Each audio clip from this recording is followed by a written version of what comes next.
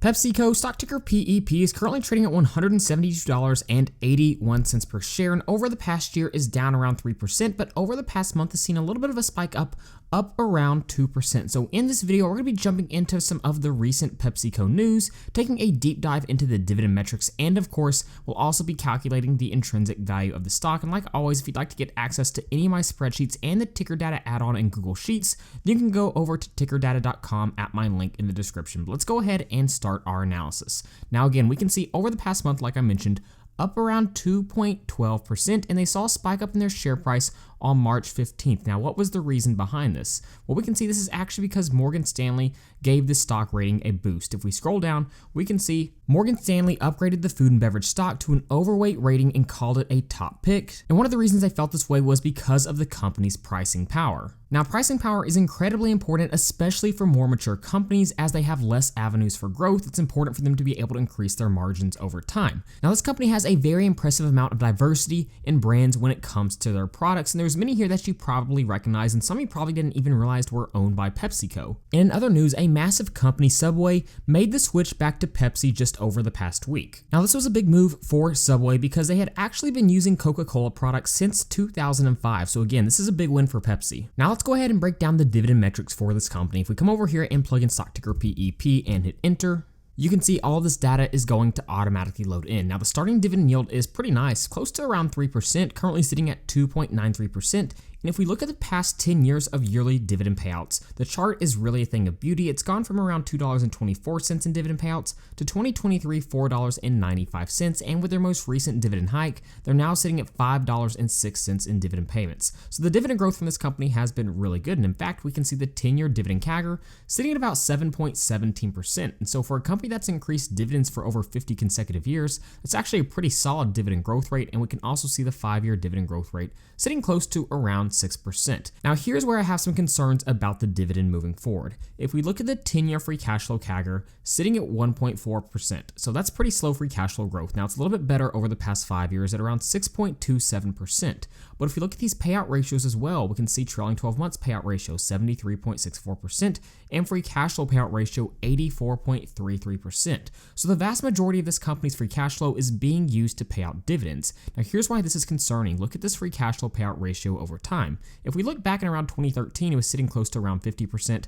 Same for 2014, but since then, it's been gradually increasing over time as their free cash flow has not been able to grow at a rate as high as their dividend payouts. And as a result, more and more of their free cash flow is having to be used to pay out dividends. Definitely not something I like to see. Now let's jump to a new spreadsheet that I just recently built, and I'll be releasing on tickerdata.com very soon. And it's going to show us some of the profitability metrics for the company. Let's come up here and plug in stock ticker PEP and hit enter. And again, you can see all this data will go ahead and load in. Now we can see 5-year revenue compounded annual growth rate sitting at about 7.18%. So that's really pretty solid revenue growth for a very mature company, and the 10-year revenue CAGR sitting at about 3.25%. Now, like I mentioned earlier, one of the reasons that Morgan Stanley gave this company a rating upgrade was because they believe this company has pricing power moving forward. Now, when we talk about more mature companies, they typically have a little bit slower revenue growth. But one potential area for improvement for these companies is when it comes to their gross profit ratios. And really, you can only increase your gross profit ratios if you have pricing power. There are a few other ways, but that's one of the main ones. So we can see here we have our gross profit ratio for Pepsi in 2023 sitting at 54.48%. That's pretty decent. We can see their 5-year sitting at about 54.27 and their 10-year average gross profit ratio sitting at about 54.3. So the good news is this gross profit ratio has not been declining. Obviously, that could be very harmful to a more mature company. We can see here charted out, it has stayed steady at around that rate over the past decade. So obviously, while this company wants to maintain their decent revenue growth that they've seen over the past decade, some analysts believe that one potential area for improvement could be in that gross profit ratio, helping to increase their bottom line. Now, if we jump over to the company's most recent annual report, as they have not yet released their 2023 annual report, we need to understand this company is a little bit more diversified than we realized, especially when we compare it to Coca-Cola. For example, Coca-Cola is solely focused on beverages, but if we come down here and look at the mix of net revenue for PepsiCo in 2022, we can see 58% of their revenue actually came from food and only 42% from beverages. So again, in my opinion, that's something that really sets them apart from Coca-Cola. They're much more diversified. Now the question we need to answer is PepsiCo trading at $172.56 a good price to consider buying in at? And to answer that question, let's go ahead and jump over to my stock valuation spreadsheet and look at some valuation models. We'll come up here and plug in stock ticker PEP and hit enter. And like always, you can see all this data is going to automatically load in thanks to the help of the ticker data add-on in Google Sheets. Now one thing we definitely want to point out here is if we come down, look at this beta sitting at 0.53. This company should have very low levels of volatility. So the huge spike up we saw in share price just a few days ago is really pretty rare for this company. But let's go ahead and keep moving forward. Now, typically the first valuation we look at for most companies is going to be Graham's valuation. But for more mature companies like PepsiCo, this really isn't a fair valuation method in my opinion. So we're actually not going to use it in this scenario.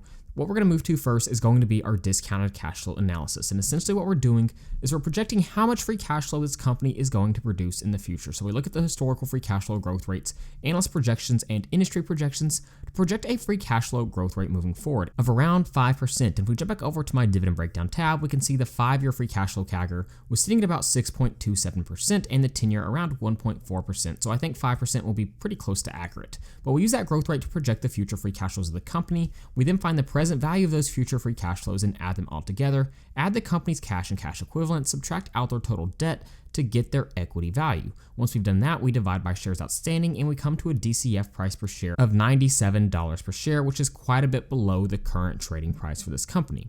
Now, the next valuation we'll look at is going to be our multiples valuation. This is a way to see how the market is valuing companies that are similar in structure. So you can see we're looking at Coca-Cola and Monster Beverage Corporation, taking their stock price divided by earnings per share to get their price to earnings multiple. We take the average PE multiple and multiply it by Pepsi's earnings per share, and this gives us an intrinsic value of about $209.81. So that valuation is radically different than what we got with our discounted cash flow analysis, which is obviously pretty interesting. Now, the last valuation we'll run this through is going to be our dividend discount model, and this values a company based on how much they pay out in dividends and how much that dividend is increasing over time. And again, this is completely automated thanks to ticker data. We just have to plug in our growth rate projection. But again, we can see our yearly dividend payouts right here, and we can see those growth rates. In 2021, it looks like they had a pretty solid growth rate of around 5.6%, 22 around 6.5%, 2023 a very nice dividend hike, and in 2024 they're projected to pay out $5.06, which is an increase of around 2.33%. So moving forward, I'm projecting a dividend growth rate of around 4.75%,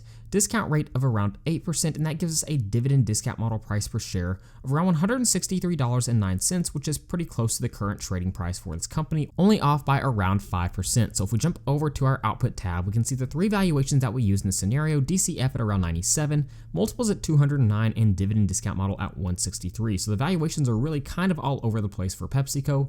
But again, this leads to an intrinsic value on average of $156.63, which is about 10% off from the current trading price. But with a 10% margin of safety, it looks like our acceptable buy price, around $141 a share, and a 20% margin of safety, $125.31. So in my opinion, it does look like this company may be a little bit overvalued. And that's often the case for stable dividend growth companies like PepsiCo that have a phenomenal history of dividend increases. Coca-Cola would be another example of this. If we jump over to Seeking Alpha, just go ahead and zoom out and look at that dividend history. We can see it's such a good dividend history that investors love the reliability and the stability of those growing dividend payments over time. And typically those types of companies tend to trade at a slight premium, but as for me, I think there's just better opportunities on the market than PepsiCo. I think I can find companies with much better dividend growth rates and free cash flow growth rates in the future, trading at a much better value. So I'm not really looking to add PepsiCo to my portfolio as of right now. But there you go, there is an analysis of PepsiCo. Go ahead and let me know what you think of this company in the comments down below if you plan on buying or selling. And like always, if you'd like to be able to download any of my spreadsheets and also get access to the ticker data add-on in Google Sheets,